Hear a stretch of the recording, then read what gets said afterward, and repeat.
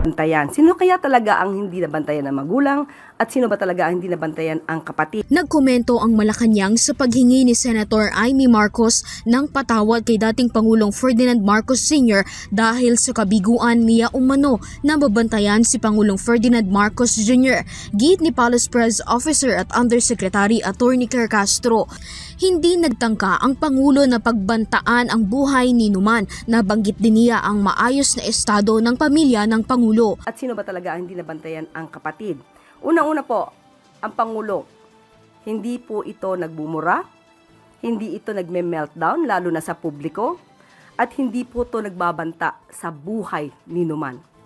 Ang Pangulo po ay ikinasal, may pamilya, hanggang ngayon, faithful sa asawa.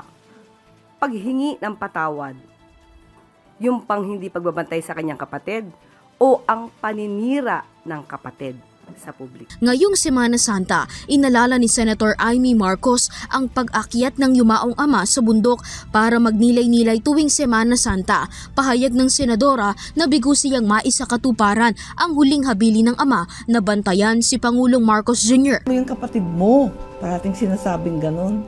Di ko nabantayan eh.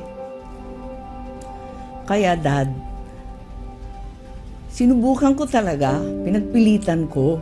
Nayayamot na nga sa akin si Bongbong. Alam ko naman.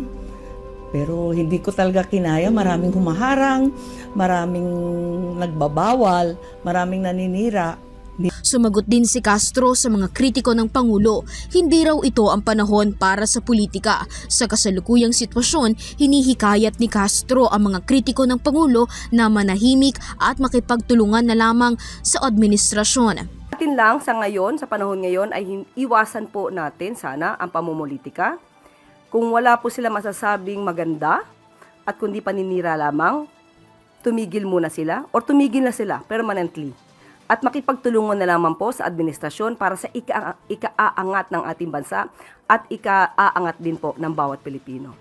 Ang basher po ngayon, sinasabi natin, pang sariling interes. Para po magiba, masira ang gobyerno. Hindi po yan na napapanahon. Para sa Euro TV News, Criza Lopez, sumasaludo sa bawat Pilipino.